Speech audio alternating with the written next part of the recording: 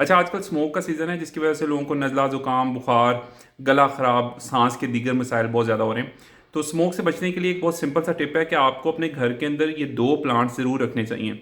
एक एलोवेरा का पौधा और दूसरा स्नेक प्लांट। ये प्लांट जो है गमलों में लगा के आपको इंडोर्स मतलब अपने कमरों में, टीवी लॉन्ज में, ड्राइंग रूम्स में ज़रूर रखें, क्योंकि ये साइंसी तौर पर साबित शुदा है कि एलोवेरा और स्नेक प्लांट ये दो पौधे ऐसे हैं जो कि स्मोग के जो जहरीले मादे हैं उसको जज़ब करते हैं। ये इन ज़रात को, जिसमें कार्बन है, सल्फ़र है, नाइट्रोजन ऑक्साइड है, इसको अब्जॉर्ब करते हैं और आपको सांस की बीमारियों से, फेफड़ों को नुकसान से बचाते हैं।